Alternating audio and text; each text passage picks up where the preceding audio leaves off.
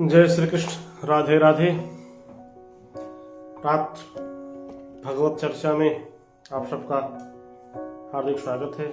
चलिए कुछ पल प्रभु का नाम लेते हैं, फिर अपने गीता के श्लोकों की तरफ बढ़ते हैं। तब तक कुछ और चर्चाएं होंगी। श्री कृष्ण गोविंद हरे मुरारी, हे नाथ नारायण वासुदेवा।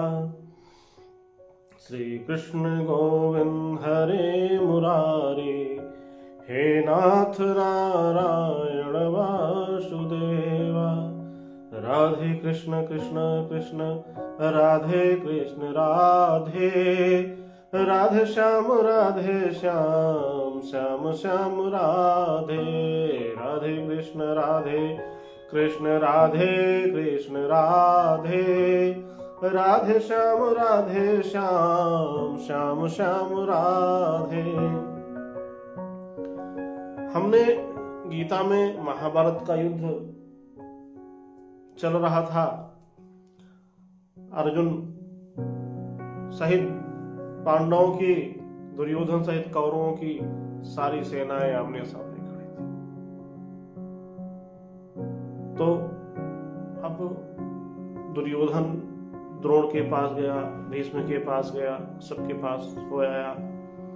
जब भीष्म ने अपना शंख बजाया, दसों दिशाएं कांप उठी। दुर्योधन के मन में हर्ष हुआ। एक बात और याद रखिए, जब युद्ध होना होता है, विवाद की शुरुआत होती है, झगड़ा शुरू होता है, तो जो दुष्ट प्रकृति के होते हैं उनके अंदर प्रसन्नता बहुत आती है। इसीलिए जो है उनका चेहरा देखिए तो कितने प्रफुल्लित लगेंगे, कहीं विवाद हो जाए बस। उसके बाद तब भगवान श्री कृष्ण और अर्जुन विशाल रथ पर, जिसके श्वेत घोड़े जुते हुए थे, रणभूमि में आए। यह रथ उनको अग्निदेव से मिला था। यह रथ जो था उनको अग्निदेव से मिला था। उसका कारण यह था, जब इन्होंने खांडव वन जलाया था तो वहीं अग्निदेव को उन्होंने प्रसन्न किया था। कैसे किया था? एक महाराजा थे, राजा ने क्या काम किया, 12 वर्ष तक, महाराजा ने 12 वर्ष तक सिर्फ घी से यज्ञ किया। अब आपको ही यदि एक ही भोज्य पदार्थ रोजाना 24 घंटे दिया जाए तो आप पचा पाएंगे नहीं। तो उससे अग्निदेव को अजीर्णता, अपच की शिकायत हो गई। महाराजा ने, राजा साहब ने 12 महीने, केवल 12 वर्ष के 12 महीने वर्ष पर्यंत निरंतर घृत और अन्य हव्य सामग्री से यज्ञ किया था। लगातार करते गए। अग्निदेव को अपच हो गया, जीर्णता की शिकायत हो गई। अब परेशान हो गए। तो जब इन्होंने खांडव वन जलाया तो भगवान श्री कृष्ण की सहायता से वही जलाकर अग्निदेव की अपच को दूर किया। इससे अग्निदेव बड़े प्रसन्न हुए। लेकिन इंद्रदेव बरसात शुरू कर दिए। तो अर्जुन ने क्या काम किया कि जो इंद्रदेव की बरसात थी उसको खांडव वन में गिरने नहीं दिया, जिससे अग्निदेव की अपच जो है पूरी तरह से दूर हो गई। जब दूर हो गई, क्योंकि अद स्निग्धता के बाद, आयुर्वेद में कहा है, अद स्निग्धता के बाद रूखा सूखा खाने से अपच दूर होती है। और उसी के बाद हुआ क्या, वहीं पे अग्निदेव प्रसन्न हुए और उन्हें एक रथ प्रदान किया। वही रथ जिसमें श्वेत घोड़े लगे हुए थे, युद्ध में अर्जुन लेकर आए। आगे देखते हैं, अगला श्लोक है।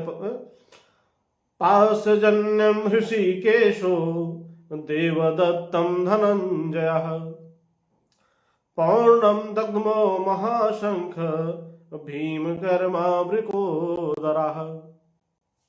ये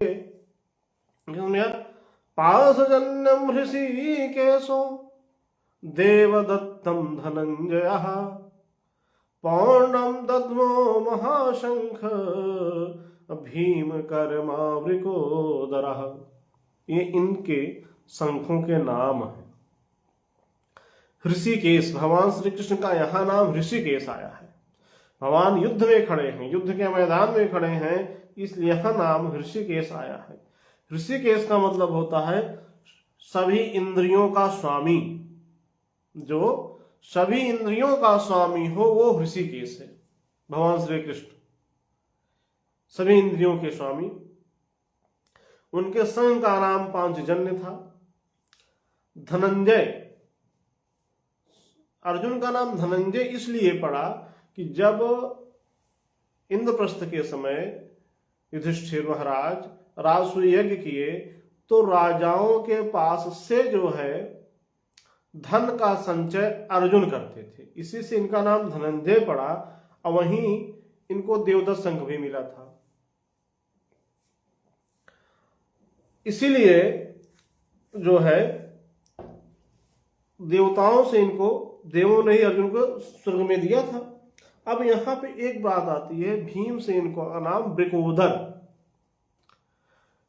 महाबली भीम के नाम के आगे वृकोदर शब्द से जो है अलंकृत किया गया। वृकोदर का क्या मतलब हुआ?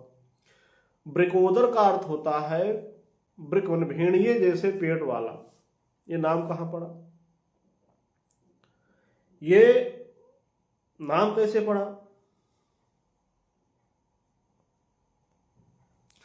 ये वृकोदर नाम भगवान को ये वृकोदर नाम भीमसेन को भगवान शंकर ने दिया था।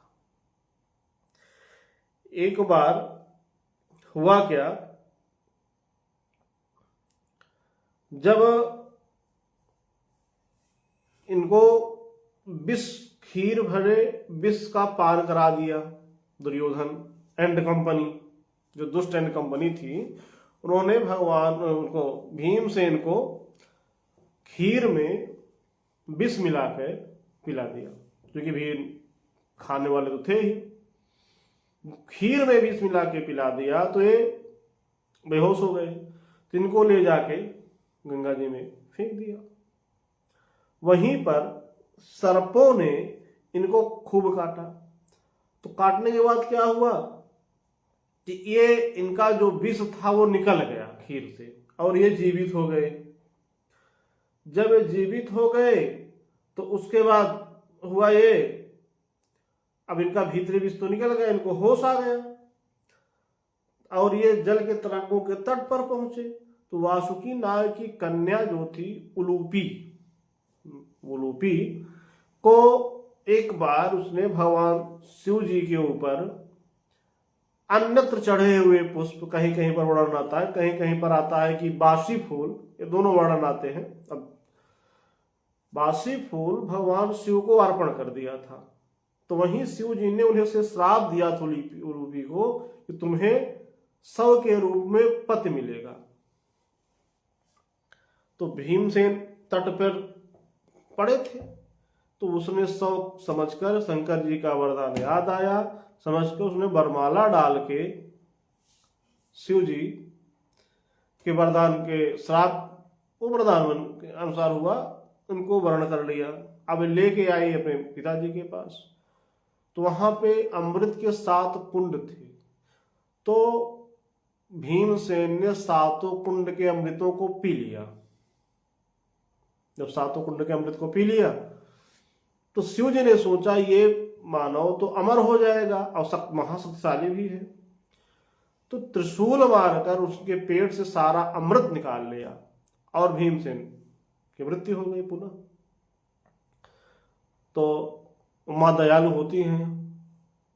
मां पार्वती ने शिव जी से आग्रह किया कि स्वामी इतना बलशाली, इतना ओजस्वी, इतना तेजस्वी बालक है, इसका मरणाकारण ठीक नहीं है, इसको आप जीवित कर दीजिए। तो शिव जी ने, प्रभु भोलेनाथ ने भीमसेन को पुनः जीवन दान दिया, जीवित कर दिया। वहीं से इनका और इनको वृकोदर नाम दिया, वहीं से इनका नाम वृकोदर पड़ा और अपनी दिव्य शक्ति से उन्हें पुनर्जीवित किया और वृकोदर नाम रखा। आज की यात्रा यहीं तक, आगे पुनः नई यात्रा के साथ नए के साथ चलेंगे। जय श्री राम। राधे कृष्ण, राधे कृष्ण।